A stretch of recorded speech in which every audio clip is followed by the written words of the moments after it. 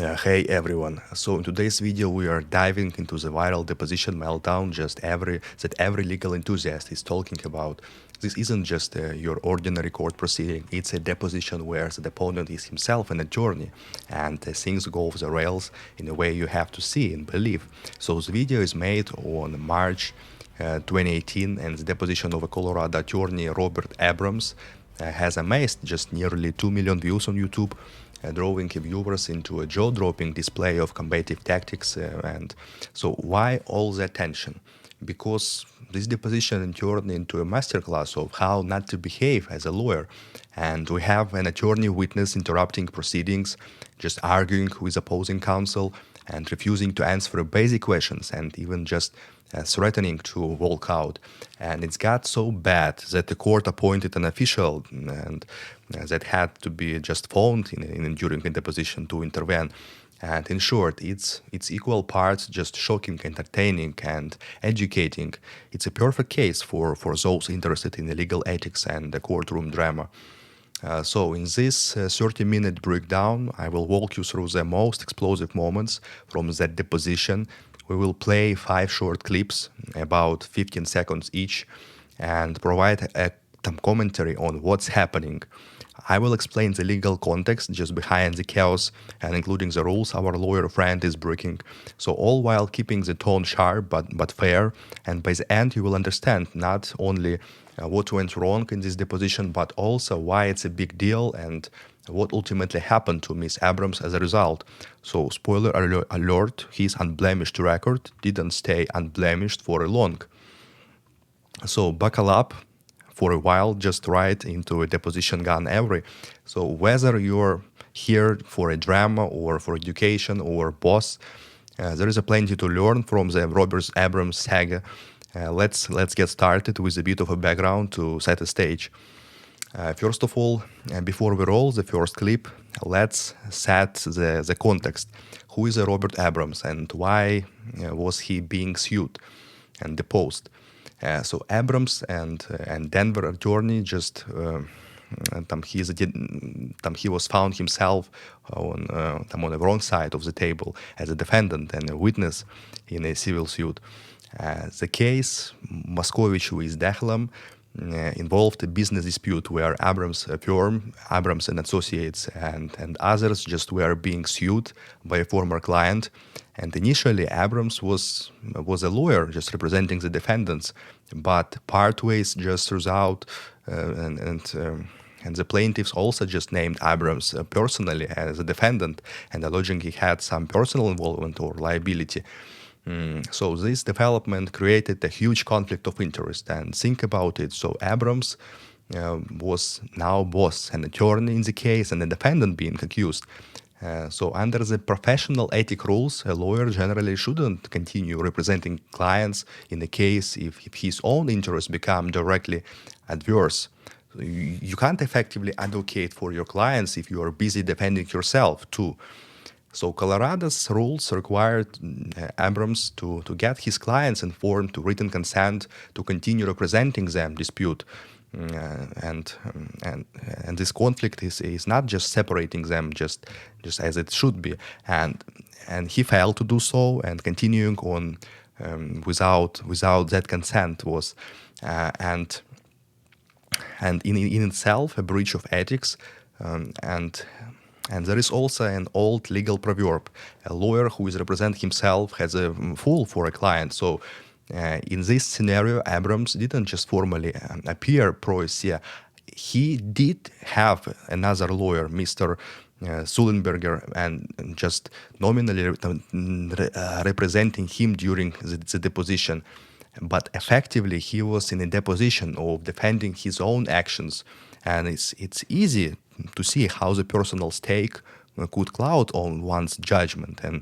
And boy, did just ever cloud Abrams' just judgment, and as we are about to see, because of the anticipated difficulties and of course the prior antics just in this case. The court had appointed in a special master, essentially a neutral attorney or just a retired judge, to be in standby to resolve disputes, and that's not very common in depositions, but it can happen in extreme contentious cases. And as you will witness, this deposition got so contentious that they actually tried to call the special master just mid-deposition for help. And one more thing. So prior to this deposition, the court had explicitly ordered the parties to mind their manners. No ad just honing them to ethics, just sarcasm or bombastic rhetoric in their filings. This order was basically just saying, keep it civil, folks. And Abrams, however, had already run a full of that by filing a snarky, just insult-laden discovery responses in this case. So tensions were high, and the judge's patience with Abrams was likely just wearing thin. All right, so with this backdown, let's jump into a clip first and see how the deposition just kicks off. So spoiler, it doesn't just take long for a trouble to begin. Have you had your deposition taken before? I think so. When have you had your deposition taken before? I don't recall. How many times? I don't recall. You're sitting here today under oath. You have no idea whether you've been deposed before? I've answered that question. Object to form. Move on. So in the very first moments of a questioning, we see a preview of what's to come, and the plaintiff's attorney, Tom Burge, asks Abrams softball questions. Have you had your deposition taken before? Basically, so have you ever been deposed in the past? And this is a standard introductory questions to establish the witness familiarity with the depositions. And most people would answer yes once before or no, I haven't. Abrams, however, immediately becomes evasive. I think so. So when have you had your deposition taken before? And he responding, I don't recall. How many times? I don't recall. You have no idea whether you have been deposed before. You are under oath. I've answered that question. Move on.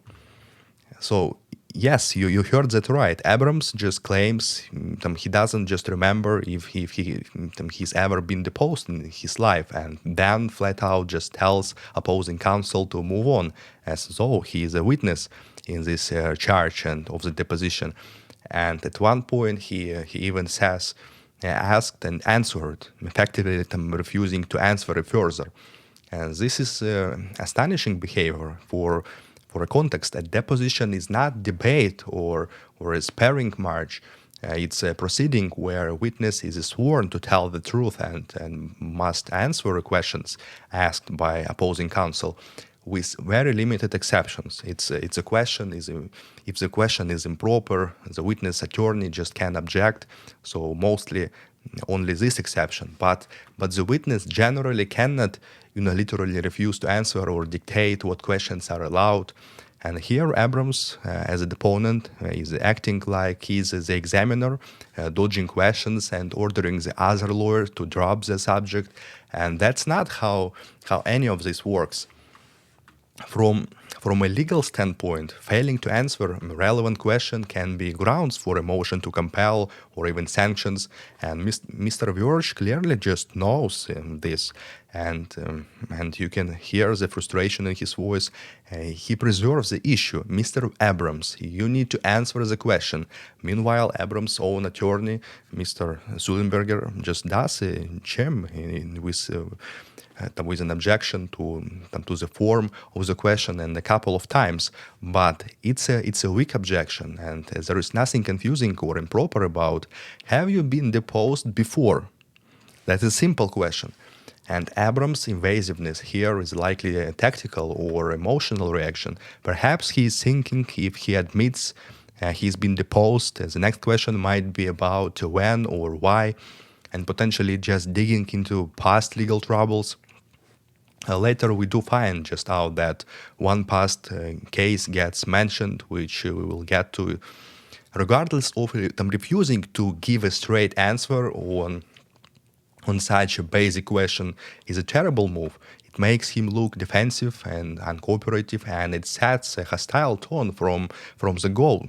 And in fact, so Abrams pushes it to the point that opposing counsel effectively says, all right, if you won't answer, we'll get to the special master on the phone, and which leads up to the second clip. We're going to go ahead and stop the deposition at this point and dial the special master. We are going off the record? No, we're staying on the record, please. Okay.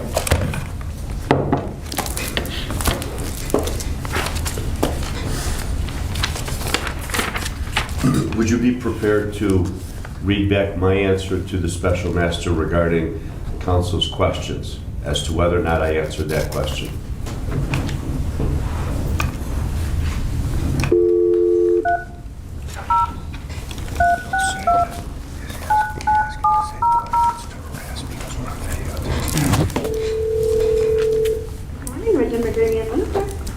Good morning. Could we speak with David Tenner, please? Let me check and see if he's in. May I ask who's calling? Thank you.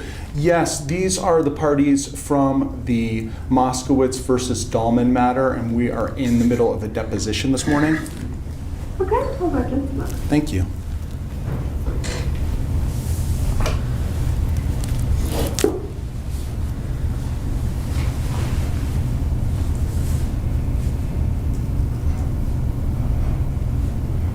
He is not in the office at the moment. Can I get a number and have him call you back? Yes, that would be great. If you could please. Okay, I'll send him an email right now. Appreciate it. You're welcome. Bye-bye.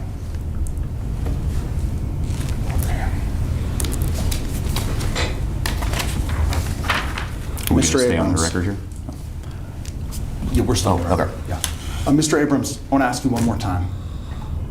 Have you had your deposition taken before? Object to form. Asked and answered, move on. Things escalated quickly.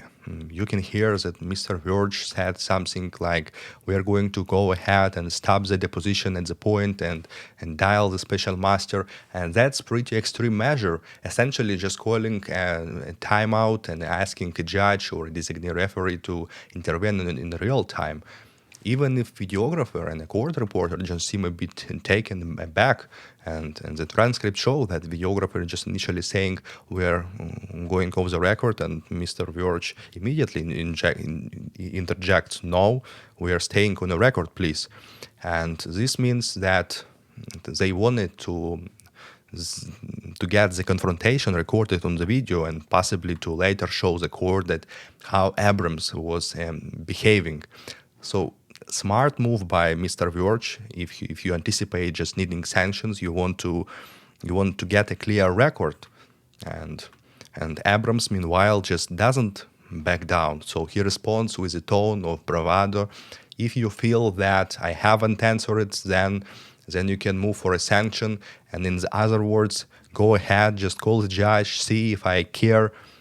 He even asks the reporter just, would you be prepared to read back my answer to the special master, trying to insist that he did answer, just spoiler, saying I didn't recall. And to the question is just technically an answer, but with an evasive, just to the point of a non-compliance. And this call is placed, and throughout the speakerphone we hear the receptionist saying that the special master, a senior judge just named David Tenner, isn't immediately available, and Mr. Verge leaves a message asking for a call back. So effectively the deposition is an unholding pattern, and this whole interlude just might seem dry on paper, but consider how unusual it is. A deposition has ground to a halt just within a few minutes, just over ridiculously simple question. And because the witness, who is an attorney, is basically challenging the opposing counsel to sue me or sanction me, I won't cooperate. And at this point, any normal witness just would likely be admonished by their own counsel to cut it out and answer. And it's possible Mr. Sullenberger just did set something on the record, maybe during the pause, to try to rein Abrams in. However, as we will see, if anyone just tried it, it didn't really work.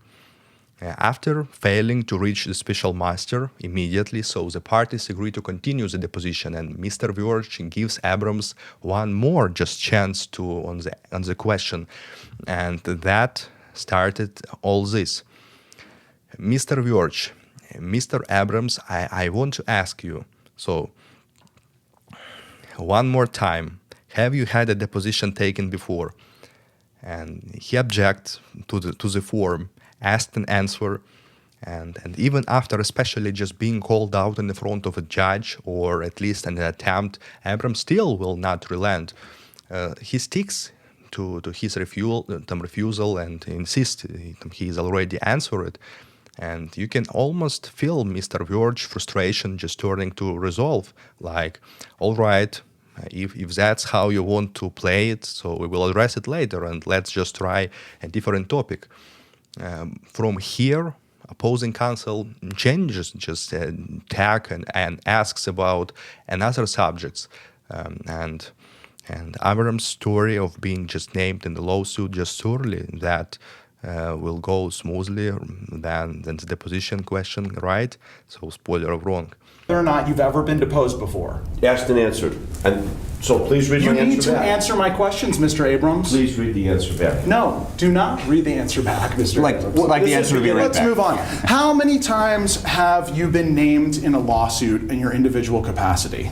I can't recall. Have you ever been named in a lawsuit in your individual capacity?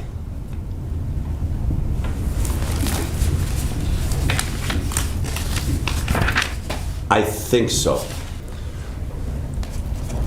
I represented him in a matter where him and his wife were both arrested for DUI. He was thrown in a drunk tank for being belligerent, and he sued the city. And then I put a restraining order on him for 9 months for attacking me in a stairwell. And then he sued, I can't remember if he sued me individually, but I think he did. And then he lost that suit outright at jury verdict. So we're going to move to strike that as irrelevant, object to form, and that it's going to lead to non-discoverable evidence. Under the rules of evidence. Mr. Abrams, you are Excuse me, not can't allowed interrupt to. me. I am allowed to interrupt you. This is my he's giving his deposition today, answer. sir. Now Mr. Virch asks essentially how many times have you been sued personally, named in a lawsuit in your individual capacity, and this is directly relevant because Abrams is a defendant in the current case, and his prior experience being sued could be relevant background or could lead to impeachment if he denies things. And Abrams' initial response is, I can't recall, and then he adds, I think so. To whether he's ever just been named individually. And finally, he seems to remember something. He mentions the BB matter as a case where he thinks he was added as a defendant. And Mr. Virch follows up. So the BB matter, is that the only time you remember being a defendant in a lawsuit personally? And paraphrasing, Abrams just saying, to my recollection, yes. Then Virch asks, what was the other party's name in that case? And now instead of just concise answer like it was a guy's named X, Abrams just launched into a story. Abrams explains that BB just stood for a client of his, just the full name, scene, BB, just Bizom, and he recounts how he represented BB in the UIY case, how BB was belligerent and thrown a drunk tank, and then how Abrams had to get a restraining order against BB for attacking him in a stairwell, and that BB might have sued him personally, but lost the trial. And that narrative just goes on for a bit, and Abrams concluded that by essentially just painting himself on the back for winning that case. And at that point, the opposing counsel tries to cut him off just as the answer and is tried for just far afield. And Mr. Virch interjects, likely to steer back to the question, just because Abrams is voluntarily a bunch of just irrelevant detail. And the question was just, have you been named in a lawsuit? Not tell me the story of one such lawsuit. But Abrams was not just yelled the floor. So we are going to move to strike that as irrelevant, object to form, and that that isn't just to lead to non-discoverable evidence under the rules of evidence. That's what he said. And Mr. Verge firmly, Abrams, you are not allowed to. And Abrams talking over him, so excuse me, you can't interrupt me. And in response, I'm allowed. You can't. And here we have a witness effectively just trying to take on the role of both, just witness and attorney. And Abrams is literally just making objections, move to strike, object to form, to his own answers, and just proclaiming that's what's irrelevant. And as he, if he were the judge or at least the counsel, this is absolutely not normal. And as Mr. Verge correctly says, Abrams, as a witness, is not allowed to put objections on the record. That's why his lawyer is there for, but Abrams is being a lawyer by trade and just can't resist just trying to come under the deposition. And it's like Abrams wants to be in control so badly that he is just playing a witness, attorney, and a judge all at once. So you can imagine how infuriating or darkly just comic this is just to the opposing counsel, Mr. Verge asserts. So this is my deposition, sir, just meaning he asks the question and just Abrams is there to answer them, not just pontificate or argue.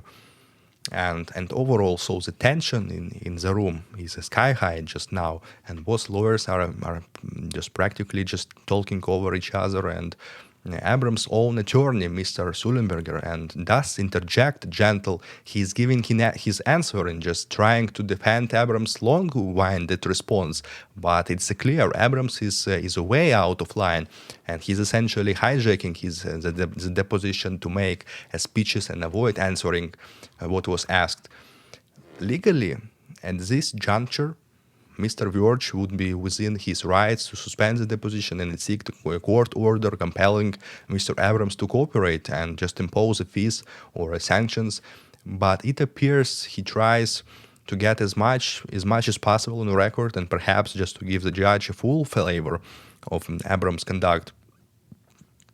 And indeed, as per the disciplinary finding later, Abrams was sanctioned for repeatedly just disrupting this deposition. And this clip shows that Abrams intransigence, so he refuses to concede even an inch, and he won't allow himself just to be directed by opposing counsel at all. In a deposition, that's a losing battle, and because ultimately a judge can force you to answer and punish you for objections or obstruction. And Abrams seems to think if he just outlasts or outshouts the other side, he will win. And as viewers, it's a kind of outrageous behavior that equal parts just cringe and fascinating. You might be thinking, can a lawyer really just act like this and get away with it? And the short answer is no. So not without the consequences. We will get to the consequences soon, but first, there is more. So because now Abrams goes from merely just obstinate to downright arrogant and just threatening. Actions on the record, you are not today. I am a lawyer. Do you understand that? I am a lawyer. I don't need a lecture from you who doesn't understand the rules of evidence. Under the rules of evidence, the only thing that can come in under the rules of evidence is truthfulness and untruthfulness. So to the extent that you're trying to disparage me because you have me on videotape and embarrass me for things that you can't bring in, I'm going to raise, move to strike, find it objectionable, and then move for sanctions for harassment under Rule 30D. You can look it up if you don't know it. Mr. Abrams, I feel quite confident that if any sanctions are entered in this matter, it's going to be against you. Objective form. For continuing to obstruct and not answer any of my questions. Objective You form. cannot Objective form. object. I just did. You cannot. I just did. I'm a lawyer. I'm a licensed, unblemished member of the bar. Unblemished. If you laugh at me one more time, we're going to walk out. We're going to move for 30D3 sections. We're going to move for harassment sanctions against you right now. Perhaps the most memorable lines of the entire deposition comes at this segment, as after Mr. Verge demolishes Abrams that he is just a witness today and not allowed to make objections or speeches, and Abrams responds with an open contempt. I'm a lawyer. I don't need a lecture from you who doesn't understand the rules of evidence. And he proceeds to lecture Mr. Verge on evidence law. Under the rules of evidence, the only thing that can come is truthfulness or untruthfulness. So to the extent that you're just trying to disparage me and embrace me for things that you can't bring as evidence, and I'm going to move for sanctions for harassment under Rule 30D. You can look it up if you don't know it. And this is wild, as Abrams is literally talking down to opposing counsel, insinuating that he is a smarter lawyer just who knows the rules, and that Mr. Verge is arrogant, and hence look it up if you don't know it. And the irony is rich. So Abrams is accusing the other lawyer of not knowing the rules, while Abrams himself is violating the most basic rules of a deposition conduct. And I'm a lawyer. Yes, Mr. Abrams, we know it. So, but at the moment you are a witness, being a lawyer doesn't exempt you from following a procedure in effect. So it should mean you outright, you out to know better. And his tone is basically just I outrank you or I know better than you, which is of just putting them and unprofessional. And of course, mistaking the rule of evidence, as Abrams just claims, only truthfulness or untruthfulness can be used as an evidence. And he's referencing a rule about character evidence, rule 608, perhaps. So that limits using specific instances to attack a witness credibility, except for truthfulness. However, this deposition is a fact-finding session, and the scope of a questioning is broad. Even if something just might not be admissible at a trial, it's often just still discoverable if it could lead to admissible evidence. And Abrams stands that opposing counsel is just questions are irrelevant or inadmissible is premature, and not just for him to literally decide. Of course, he suggests he will seek sanctions for harassment for a context that Rule 30D, both in federal and many state rules, just including Colorado, allows a court to stop a deposition or issue sanctions if the examination is being conducted in a bad faith or to unreasonably just annoy, embarrass, or oppress the deponent. It means just to protect the witness from a truly abusive questioning. And here Abrams is posturing that he is a victim of a harassment, but from the outside it looks like he is the one just creating a hostile environment, and Mr. Verge questions so far just have been entirely standard, and it's Abrams' refusal to answer that's derelating things. And so Abrams invoking 30D is a pretty audacious. Another thing is his phrase, look it up if you don't know it. So that's just condensating, and in a professional setting this kind of remark is highly antagonistic, and it's essentially a verbal just eye roll saying go back at the lawsuit body, and just again, not just something you often hear just one lawyer just says to another on the record. And by this point in the video, so if you are just watching, you might be alternating just between disbelief and laughter.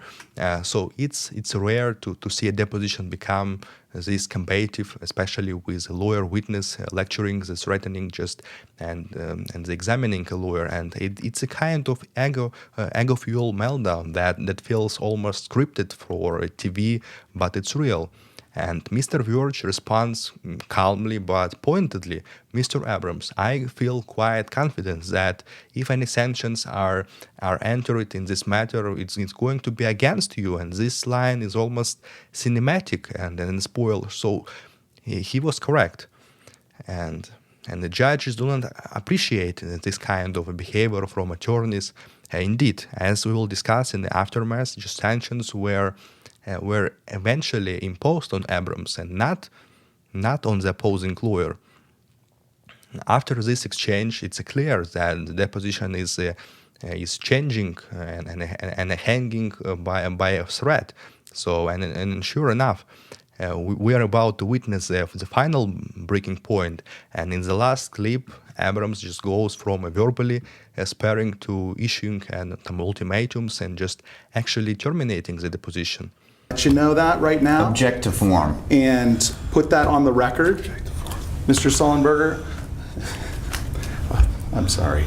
Stop laughing at Yes, my lawyer. This is bizarre. This is- Stop laughing at my Bizarre. lawyer and stop harassing us. Listen, You let's brought us down here for fraud. Ask us fraud questions. Mr. Abrams,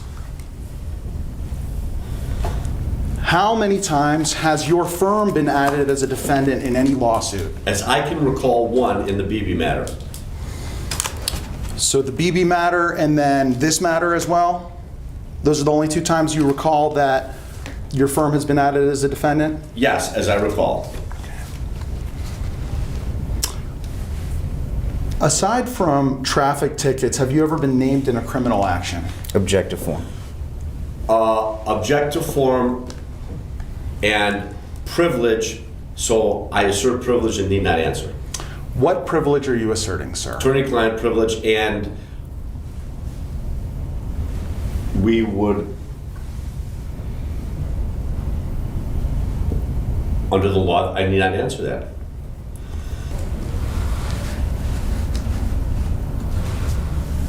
We found So you were in town at the offensive. time, you were in town on the time that you were scheduled to be deposed, but you Object to nevertheless moved to form. Asked and quash. answered. Move on. Mr. Abrams, are you refusing to answer? I answered Object the to question. form. Move on. You don't get to not answer when you object. Object to form. Do you I understand? answered the question, and I even told you what time I returned on the day. What more? Why are you harassing me? Mr. Abrams, Stop harassing listen me. to my questions. Today, that your job is to listen to my questions and answer your questions under oath. Do you understand? Judge Object to asked, form. asked and answered. Move on. I'm waiting for your answer, Mr. Abrams. Her first question was the same question you asked. If we need to go back to the very beginning to ask whether I said I would be here under oath, we can go back and ask the court reporter. As the clip 5 begins, Mr. George is trying to regain control and get answers. He indicates of the records that Abrams has been obstructing and not answering questions and suggests that if this continues, sanctions will be sought. So this provokes Abrams to continue his improper objections. Abrams asked, objection. So yes, he's just saying objection, but the opposing lawyer's statements. And Mr. George, you cannot object. You're the witness. And Abrams object to the form. I just did. You cannot. I just did. I'm a lawyer. I'm a licensed, unblemished member of the bar, unblemished. And this confidence was so astounding. And Abrams is basically just declaring, I will do what I want, and I know what I'm doing. I'm a lawyer in a good standing. And the emphasis on the unblemished is almost just poetic. And given what's about to happen to his record. And at this point, reportedly just about 30 minutes into the deposition, so Abrams decided he's had enough, and he then issues an ultimatum. If you had laughed at me just one more time, we are going to walk out there. Apparently, Mr. George or someone in the room just might have chuckled in a disbelief of Abrams' conduct, and just understandable because the situation is beyond absurd. And Abrams just took a great offense, thus just threatening to end the deposition on the spot, and if it happened again. And Mr. Sullenberger, Abrams' attorney, immediately supports his client, just saying on the record, we are going to move for 30D3 sanctions. Rule 30D3 is a rule about terminating or eliminating the deposition for bad faith harassment, and they're just basically claiming Verge's behavior is a problem, not Abrams. Abrams then doubles down on the personal attacks. He accuses Mr. Verge of laughing just as within the videotape that you published on the internet about you and your rock band. And this line is a bit confusing out of the context, but it sounds like Abrams just dug up something about Mr. Verge and possibly a video of the opposing lawyer's band, and is now just flinging it to this to suggest that Mr. Verge is unprofessional or not serious, and it's bizarre and just petty job. So you put a silly video online and you're laughing at me, and this kind of ad hominem attack is exactly as the sort of conduct that the court had ordered everyone to avoid, and making Abrams' remark just all the more inappropriate.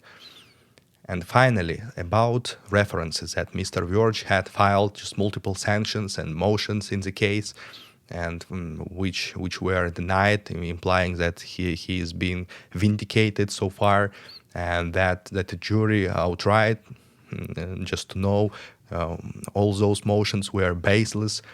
And by now the deposition is effectively over, and Abrams and his counsel walk out, just terminating the session after less than an hour of a total time on the record. And watching this video, you will left with your jaw on the floor. So it's not every day you see a witness just there, the examiner to make him leave, and then actually just follow through the court's reporter notes and the conclusion, and just over they go likely, and just straight to the judge to fight about what just happened. And from an educational perspective, this is a prime example of what's not to do. You should never stop out just of a deposition without a proper cause. It's only acceptable to halt the deposition if there is a truly abusive conduct, or to preserve privilege, or if everyone agrees to take a break. And here Abrams just left because he didn't like the questions and the dynamic, and that's not a legally justifiable reason. Personal attacks and grandstanding, like flaunting your bar status or just mocking the other attorney, will almost certainly backfire, and it provokes the other side, and when a judge hears about it, you lose your credibility, and misusing objections and instructions, as Abrams treated the deposition like a game of upmanship. So, but depositions are governed by the rules of Colorado, and like most jurisdictions, require the witness to answer the questions and just accept in the questions just instances or where they are privileged to record order limiting a topic. So if a witness refuses without a good reason, the court can impose penalties, and Abrams' behavior just tickled every box for a questionable conduct, and indeed, consequences were soon to follow. And all right, now that we've watched the fireworks, so you will probably just wondering what happened next.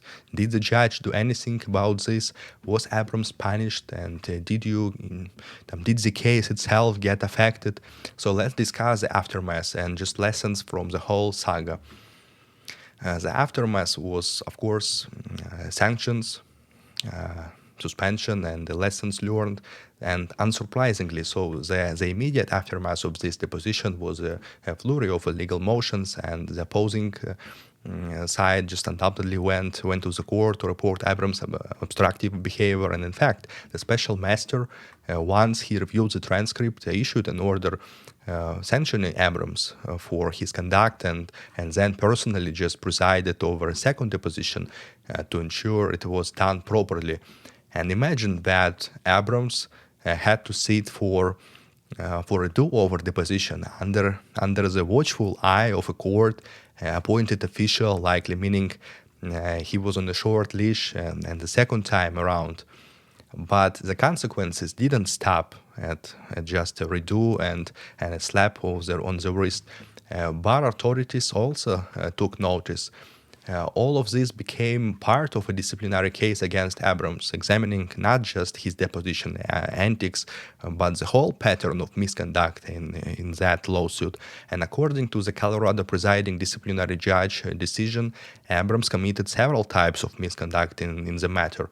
So there was a conflict of interest, obviously, continuing to represent his clients after he himself was named co-defendant without obtaining their informed written consent, and this violated the Colorado rule of ethics on a conflict of interest. So the second thing is the unprofessional filings.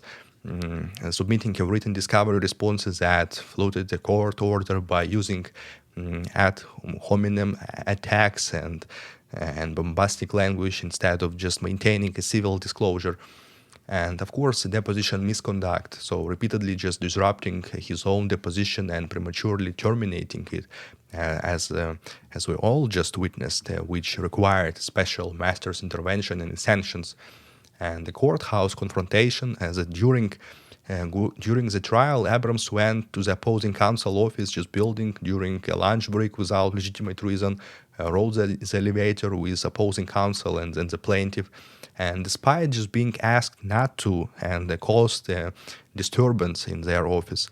And this was so alarming that the trial court issued a restraining order against Abrams to protect the opposing lawyer. And of course, there can be a false affidavit, as Abrams later submitted an affidavit to the court that was inaccurate and misleading, essentially a false statement on the matter, violating Colorado RPS 8.4c, so the rule against honesty and fraud. And in other words, Abrams' deposition behavior was a part of a large saga of a lawyer just going off the rails from a start to finish, and his conduct in that case was beyond zealous advocacy. It crossed into harassment, obstruction, and dishonesty, and such conduct is prejudicial to the administrative justice. And It's time for bed. Okay, okay. So the disciplinary outcome for Abrams was so severe, so he was suspended for from the practice of law for 1 year with 90 days of that served actively. So meaning he had to stop just practicing for 3 months, and the remainder of this year just stayed just pending with a 2-year probation, and the suspension took effect on May 14, 2020. And in plain just terms, he essentially got a 3 months actual suspension and was just on professional probation for 2 years, during which, if he slipped up again, the remaining 9 months could be enforced. So the discipline was a result of a negotiated conditional admission of a misconduct, and Abrams agreed to it. So, which suggests he recognized the trouble he was in. And that's not all. So Abrams' misbehavior wasn't an isolated incident. So in a separate disciplinary case, he was also publicly censured and ordered to attend sensitivity training after he offered a judge with a homophobic slur in the email. So yes, you heard and you read that right. So he called the judge a gay, fat fag, and in writing to the clients, and then claimed he didn't just mean it in a homophobic way. So that didn't just go over well, and with the disciplinary judges, and as you might imagine. So this pattern showed that Abrams had a habit of unprofessional and unoffensive conduct that eventually caught up with him. Now you might be wondering, so what happened in the case itself? Ironically, despite Abrams' antics, his clients just fared decently and in the underlying suit. So in fact, reports indicate that Abrams secured a favorable outcome, and a final judgment of about $200,000 plus attorney's fees for his clients after the original trial judge, whom Abrams insulted, was replaced. It seems the plaintiff's case fell apart to some extent, and Abrams' clients just prevailed by default. However, the victory came at a huge cost to Abrams' career and reputation. So winning the battle, the lawsuit doesn't excuse you for how you fought it. And the legal system, the mechanisms to punish a lawyer who win by dirty means or who breach ethical standards can separate the case result. And as one disciplinary judge put it, lawyers must put aside the just Goliath code of a conduct and adhere just for the professional standards. And when representing clients, as a lesson, Abrams learned the hard way. So there are plenty of lessons and a key takeaways from this saga, both for legal professionals and just laypersons interested in the law. The professionalism isn't optional, so no matter how strongly you feel just about your case or how personal things get, as an attorney is expected to maintain decorum, just losing your cool and engaging in due rights, especially on the record, is a recipe for sanctions. And judges expect attorneys to act as officers of the court, just upholding the integrity of the process. And the depositions are a serious business. If you are just a witness, even if you are also a lawyer, so you must follow the rules. That means answering the questions truthfully and fully, and unless there is a valid privilege or a court order just limiting the inquiry. And strategically dodging or obstructing will likely backfire. And if opposing counsel is truly out of line, there are legal remedies, but simply refusing to cooperate isn't one of them. Ethic rules have teeth, as conflict of interest, improper conduct, and dishonesty are among the cardinal sins for lawyers. And Abrams managed to hit all three in one case, which is why the disciplinary response was so strong. So the rules cited in his suspension, conflict of interest, RPC 1.7, disobeying tribunal order, and of course dishonestly and conduct prejudicial to justice, RPC 8.4D, and which exists to protect the clients and the legal system. And when those are violated, especially in such an egregious way, sanctions are inevitable. So your reputation is priceless, and Abrams just boasted of being an unblemished lawyer during the deposition, but his behavior is that very moment was creating the blemish that would mar his record. And as attorneys, our words and actions, even one bad day caught on video, can define our careers. And in the age of viral videos, one lapse in the judgment can literally become a public spectacle, as it did here. And for those us watching, this is for the entertainment value and uncertainty and an intriguing drama. But beyond the spectacle, it's a cautionary tale. It reminds us that the courtroom and even a deposition room is not a stage for personal ego trips, and it's a forum for resolving disputes under the rule of law. When an attorney forgets that, there are systems in place to correct course, as we can saw with intervention of the special master and later just with disciplinary action. So what's the conclusion? First of all, the deposition of Robert Abrams will be remembered as one of those viral legal moments that almost just too outrageous to be true. We watched an experienced attorney implode on camera, interrupting proceedings, challenging the opposing lawyer, and just flaunting his status, and ultimately just storming out. So it was equal parts shocking and educating. And if you found yourself shaking your head or even just laughing at the absurdity, you are not alone. But it's important to note that the story didn't end with a laugher. So it ended with a harsh and professional reckoning for that attorney. And in the end, so justice isn't just about who wins the case, it's about how the game is played. And the rules and norms that Abrams violated exists to ensure fairness and respect to the legal process. And by floating them, he did get momentary control in the deposition room, but he lost something far bigger, his professional standing, or at least temporary.